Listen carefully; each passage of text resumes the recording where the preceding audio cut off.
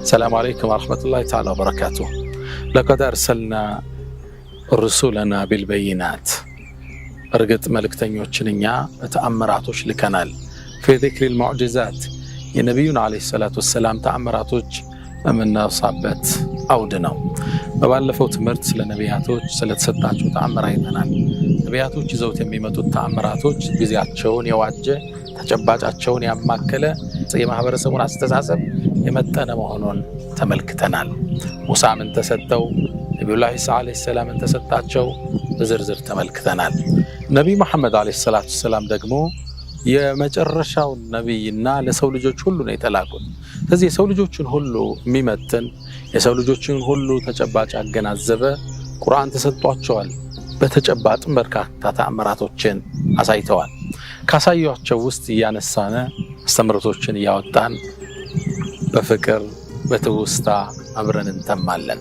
ዛሬ ደግሞ ከነብዩ መሐመድ አለይሂ ሰላቱ ሰላም ተአምራቶች ውስጥ አንድ ሌላን እንጠቅሳለን። ያም እሱ ነብዩ መሐመድ አለይሂ ሰላቱ ሰላም ጀማዳት ህይወት የሌላቸውን ነገር ያናግሩ ነበር። ይህ ተአምር ነው። አንድ የተከሰተን አስገራሚ ክስተት ልንገራችሁ። በርካታ ሰው የታደመው ክስተት ነው። ሰራዊቱ የታደመው ክስተት ነው። ነብዩ መሐመድ አለይሂ ሰላቱ ሰላም ኸይበር ዘመቻ ሄደው ኸይበርን ለመክፈት ተጓዙ።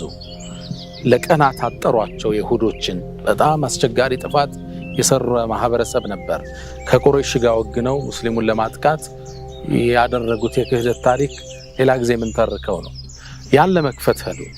ኸይበር አስቸጋሪ ቦታ ነው። ለቀናት ተቀመጡ። አስቸጋሪ ፀሐይን ያለው የአረብ ምድር መሆኑን ታሳቢ ይደረግ። ረሃብ አለ፣ ምግብ ጠፍቷል፣ ውሃ ጠፍቷል። ተቸግረው ቆስለው ደክመው ኸይበርን ከፈቱት። ገቡ ነብዩ መሐመድ አለይሂ ሰላቱ ሰላም ሰሃቦቹም ፋቲሐን ድል ተጎናጽፈው ገቡ። ኸይበር ላይም ተረጋግተው እንደተቀመጡ በዛሉ ይሁዳዎች ረሱል ሰለላሁ ዐለይሂ ወሰለም በጦርነት አልቻለም በመርዝ እንግደለው ብለው እቅድ አወጡ። ከዛም አንዲት ሴትን አዘዟት። እሷም ምግብ አዘጋጅታ ምግቡ ላይ ስጋው ላይ መርዝ አድርጋ ነብዩ መሐመድን አለይሂ ሰላቱ ሰላምና ሰሃቦቹን ለመጨረስ ወሰነች። በጣም የክፋታቸው ጥግ ረሱል ሰለላሁ ዐለይሂ ወሰለም ለመግደል ስላሰቡ እርሳቸው ከፍየሏ ከበጉ የበለጠ የሚወዱት የትኛውን ክፍል ነው ብለው ጠየቁ። ዚራ ነው አሏቸው። የፊት እግር ማለት ነው። እሱን በጣም ይወዳሉ ረሱል ሰለላሁ ዐለይሂ ወሰለም። እሱ ጋር መርዙን አበዛቸው። ሌላውም ላይ በተለችው። ከዛም ወደ ነብዩ አለይሂ ሰላቱ ወሰለም ወደ ሰሃቦች ወደ ተሰበሰቡበት መጣችና ይሄ ምግብ ሀዲያ ነው፣ የኔ ስጦታ ነው አለች። ተመልከቱ፣ ሞት ስጦታ ሲሆን ማለት ነው። ሞትን ነው የምትሰጣቸው ስጦታ። ረሱል አለይሂ ሰላቱ ወሰለም ቁጭ አሉ። ሰሃቦቹ ተቀመጡ። እርሳቸው የሚወዱት ይታወቃል። ወደ እሳቸው ሆነ። ሰሃቦቹ ስጋውን ተከፋፈሉ። አሁን ሊመገቡ ነው። ይሁዶቹ እርሳቸውና ሰሃቦቹ ሲያልፉ አይተው ሊፈነጩ ነው። ረሱል ስጋውን አንስተው ፈናሐሸ ሚንሁ ነሕሸተን አንዴ እንዳነሱለት ልክ ሊያኝኩት ሲል ተወቀፏል። ሰሃቦቹ መብላት ጀምረዋል። አቁመዋል። ሰሃቦቹ ደነገጡና እጃቸው ላይ ያለን ስጋ ጣሉ። ረሱል ሰለላሁ ዐለይሂ ወሰለም ፊታቸው ቀየር አለ። ፈጅመዑ ሊሚን ሃሁና ሚን አልየሁድ አሉ። እዚህ ኸይበር ያሉትን ይሁዶችን ሰብስቡልኛል። ተሰብስበው መጡ። ሰሃባው ምን እንደተፈጠረ አያውቅም። እርቧቸዋል፣ መብላት ፈልገዋል። ግን ደግሞ ድንገት አቁሙ ተብለዋል። ይሁዶችን ሰበሰቧቸው። ረሱል ሰለላሁ ዐለይሂ ወሰለም ወደ ዋናው ጥያቄ ከመምጣታቸው ፊት ሁለት ተከታታይ ጥያቄ ጠየቋቸው፣ እውነተኝነታቸውን ለማወቅ። ያ ማዕሸረ አልየሁድ አኩንቱም ሙሰድቂ አን ሸይን ሰአልቱኩም አን፣ እንደው ልጠይቃችሁ አንድ ነገር እውነት ትሉኛላችሁ፣ እውነት ትናገራላችሁ አሏቸው። አዎን አሏቸው። ምን አቡኩም፣ አባታችሁ ማን ነው? ከላይ እንግዲህ እያንዳንዱ የሚጠራበት ቤተሰብ አለ። ማን ነው ብለው ጠየቋቸው። እገሌ ነው አሉ። ቃለ ነቢይ ከዘብቱም፣ ዋሻችሁ አሏቸው። አቡኩም ፉላን፣ አባታችሁ ገሌ አይደል እንዴ አሏቸው። የሚገርማችሁ እነዛ ኸይበር ላይ ያሉ ይሁዶች አንድ አያት አላቸው እነሱ የሚታወቁበት። ግን ያን አያት ጀባን ፈሪ ነበር፣ ጦርነት አይወድም፣ ሰነፍ ነበር። በሱ መጠጋትን አይፈልጉም። የሱ ዘር ናቸው መባልን ስለማይፈልጉ ከሌላ ይሁዶች አባት አያት መርጠው በዛ ነው የሚጠሩት። ስለዚህ አባታችሁ ማን ነው ሲባል የሰው አባት ጠሩ፣ የሰው አያት ጠሩ። ከዘብቱም አሏቸው፣ ነብይ ናቸው። የከተአምራታቸው ውስጥ አንዱ ረሱላህ ሰለላሁ ዐለይሂ ወሰለም እነሱን ቁጭ ብለው አላስወለዱ። هذا ኢልሃሙ ሚነላህ አላህ ቀልባቸው ለሚያፈሰው እውነታ ነው። ዋሻችሁ አባታችሁ እንትን አይደል አሏቸው። ይሄው ለይሁዳዎቹ አስደንጋጭ ነው። ማንም ማያውቀው ድብቅ ሚስጥር ነው። አላህ እንጂ ማንም ማያውቀው ትንሽ ሰዎች ብቻ ነው የሚያውቁት። ዋሻችሁ አባታችሁ ገለ አይደል ያሏቸው። ቃሉ ሰደቅት እውነት ብለሃል። አሁን እያወቁ መጡ። ሁለተኛ ጠየቃቸው። ያ ማዕሸረ اليهود አሏቸው። አቁንቱ ሙሰድቂ عن شيء سألتكم عنه እኔ አንድ ጥያቄ ብጠይቃችሁ ደግሜ እውነት ትላላችሁ? አሁንስ አወና ከዋሸነ ለቅድሙ ታውቅብናል አሏቸው። ፈመን አህሉ النار የእሳት ሰዎች እነማን ናቸው አሏቸው። እንግዲህ ያውቁታል እነሱ የእሳት ሰዎች መሆናቸው። فقالوا نحن ندخل اولا ثم تخلفون انتم አሏቸው። መጀመሪያ እኛ እንገባለን ከዛ ግን እናንተ ትተካላችሁ አሏቸው። ነብዩ ሰለላሁ ዐለይሂ ወሰለም قال اخسئوا فيها فلن نخلفكم በጭራሽ እኛ አንተካችሁም እዛው እናንተ ትዘውትራላችሁ አሏቸው። ዝም አሉ። አሁን ወደ ዋናው ጥያቄ መጡ። معشر اليهود هل انتم مصدق عن شيء سألتكم عنه አሁንስ ልጠይቃችሁ ጥያቄ እውነት ትላላችሁ? አዎ። فهل وضعتم في هذه الشاة ثم እዝች ፍየል ላይ መርዝ አድርጋችኋል እንዴ አሏቸው። قالوا نعم አዎን አሉ። ደነገጡ። قال فما حملكم ይህን ለማድረግ ምን ገፋፋችሁ? አይ እኛማ ውሸታምና ዝም ብለህ አገር ልትከፍት የመጣ አመፀኛ ሰው ከሆንክ ልንገላገልህ፣ ነብይ ከሆንክ ደግሞ አይጎዳህም ብለን ነው አሏቸው። ግን ተገረሙ። ፈመን አኽበረክ ማን ነገረህ አሏቸው። ተአምራቱ እዚህ ጋር ነው የሚገለጸው። قال هذه الزراع እቺ ክንድ ነው የነገረች፣ እቺ ስጋ ነው የነገረች።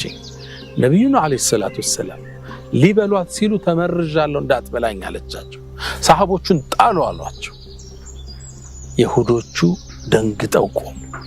ይህ ተአምር ሰራዊቱ በታደመበት በርካታ ይሁዶች በታደሙበት የተከሰተ ክስተት አለይሂ ሰላቱ ወሰለም። እንግዲህ ነብዩ አለይሂ ሰላቱ ወሰለም በእንደዚህ አይነት ተአምራቶች የሚመጡት ኢማንን ለመጨመር። ነብዩላህ ኢብራሂም አለይሂ ሰላም ለዛ ነው አላመንክም እንደ ሲላቸው አለ በላ አምኛለሁ እንጂ ግን ኢማኔ እንዲጨምር ነው ተአምራት ያሉ። ግልጽ ነው።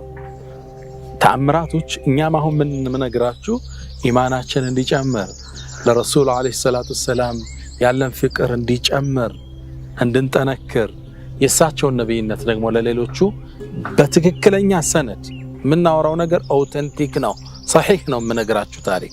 ይሄ ሁሉ ሰሃባ በዚህ ሁሉ የተዘገበ ታሪክ ነው። ታዲያ ከዚህ ትምህርት ምን አስተምሮ እናወጣለን? አንደኛ ረሱል አለይሂ ሰላቱ ወሰለም አይደለም ህይወት ያለው ነገር ህይወት የሌለው ነገር እንደሚያናግራቸው ስጋውን ያናገራቸው፣ ክንድን ያናገራቸው። አትብላኝ ተመርጃለሁ አለች። ይህን ተአምራቸው እናያለን። ሁለተኛ ነብዩ መሐመድ አለይሂ ሰላቱ ወሰለም ሰሃቦቹም ይህን ዲን እዚህ ጥግ ለማድረስ የከፈሉትን መስዋዕትነት መርዝ ስጋጋ አብሮ እስኪሰጣቸው ጦርነቱ አልበቃ ብሎ ፍልሚው አልበቃ ብሎ በመርዙ ሊገሏቸው የጣሩትን ተመለከታለን። ሶስተኛ ይሁዳዎች የነብዩ ሰለላሁ ዐለይሂ ወሰለም ነብይነት ጠንቅቀው ያውቃሉ። الذين آتيناهم الكتاب يعرفونه كما يعرفون أبناءهم እነዛ መጽሐፍ የሰጠናቸው ሰዎች ነብዩ መሐመድን ልጆቻቸው የሚያውቁትን ያህል ያውቋቸዋል። በሁሉም ተአምራት መልካቸው፣ ቁመናቸው፣ የነብይነት ማህተማቸው ሁሉን ያውቃሉ። ከዚህም አልፎ ፊት ለፊት ደግሞ እንዲህ አይነት ተአምር አይተዋል። ግን ለማመን አልፈለጉም። ለምን? ከኛ ከይሁዳዎች ካልሆነ ነብይ አንቀበል የሚል ግትርነትን ራሳቸው ስላላበሱ ነው። እነዚህና መሰል አስተምረቶች ከዚህ ከታሪክ የምናወጣው ነው። አንድ ሰው አምሳያውን ሊያመጣ የሚከብደው ነገር ሙዕጂዛ ይባላል። የሰው ልጆች የሚሳናቸው በፈጣሪ ገዛ ብቻ የሚፈጸም ተአምር ማለት ነው። ነቢያቶች ጊዜያቸውን ያማከለ በርካታ ተአምራትን አሳይተዋል። ወከዛሊክ ነቢይ ዓለይሂ ሰላቱ ወሰላም ከነሱ በላይ ግን በርካታ ተአምራትን የፈጸሙት ረሱሉ ዓለይሂ ሰላቱ ወሰላም ናቸው። በህይወት ቆይታቸው ከተሰጣቸው ቁርአን ውጭ ከዘላቂው ተአምር ውጭ በየጊዜው ተአምራቶቹ ከሚቀዳለት ታላቁ ተአምር ጎን ለጎን በተጨባጭ የሰራቸው በርካታ ተአምራት አሉ። ኢማም ነወዊ في شرح مسلم ከ1200 ተአምራት በላይ በነቢዮች ምድር ላይ ተከስተዋል። ኢማሙ አስበሃኒ ወኢማሙ አልበይሃቂ في دلائل النبوة በሚለው መጽሐፋቸው ላይ ከ7 እስከ 9 ሙጀለዶችን ቮሊዩሞችን ጥራዞችን ስለ ተአምራቸው ብቻ ከትበዋል። ጨረቃን እስከ መሰንጠቅ፣ አይንን ወደ ቦታው እስከ መመለስ፣ የተቆረጠን እጅ መልሶ እስከ መጠገን፣ ህይወት የሌላቸውን ነገር እስከ ማናገር በርካታ ተአምራት ነብዩ አለይሂ ሰላቱ ወሰላም በህይወት እያሉ አሳይተዋል። ይህ ሰሃቦቹ ኢማናቸው እንዲጨምር ያላመኑት እንዲያምኑ ከሚያደርጉበት ነበር። እኛም እሱን እናወሳለን፣ አስተምሮቶችንም እናወጣለን። ዛሬ ከምነግራችሁ ተአምር ውስጥ አንዱ ረሱል ሰለላሁ ዐለይሂ ወሰለም እርሳቸው እዚህ ሆነው ከዓለም የትኛውም ክፍል የተከሰተን ክስተት ለሰሃቦቹ ይናገሩ ነበር። ከነዛ ውስጥ ይህን ታሪክ ላንሳ። እንደምታውቁት ረሱሉ ዐለይሂ ሰላቱ ወሰላም ወደ መዲና ከሄዱ በኋላ ከቁረይሾች ጋር ፍልሚያ አድርገዋል። ገዝወቱ በድሪን አልኩብራ፣ ታላቁ የበድር ጦርነት፣ ሐቅና ባጢል እውነትና ሐሰት የተለየበት ታላቅ ተአምራዊ ፍልሚያ ነበር። በዚህ ጦርነት ላይ በርካታ የቁረይሽ መሳፍንቶች አመራሮች ሙተዋል፣ ተገለዋል። እነ ዑትበት ብኑ ረቢዓ ታላቅ የቁረይሽ ሰው፣ እነ ኡመየቱ ብኑ ኸለፍ እና አቡ ጀህል ትላልቆቻቸው ሙተውባቸዋል። ቁረይሾች የገጠማቸው ሐዘን ከባድ ነበር። በርካቶቹ ታስረውባቸዋል። ታዲያ አንዴ ዑመይር ብኑ ወህብ ሂጅር ካዕባ ከካዕባ ጥግ ካለችው ቦታ ቁጭ ብሎ ይተክዛል። የሞቱበትን ቤተሰቦቹን ያስታውሳል። ተክዞ እያለ የኡመየቱ ብኑ ኸለፍ ልጅ ሶፍዋን ወደሱ መጣ። አብሮት ቁጭ አለ። የበድርን ጦርነት ኪሳራ ማስታወስ ጀመሩ። ሶፍዋን ትካዜ ውስጥ ነው፣ ብሶት ውስጥ ነው ያለው። ዑመይር ብኑ ወህብ ደግሞ ልጁ ታስሮበታል። በጦርነቱ ተሳትፎ ተማርኮ ታስሯል።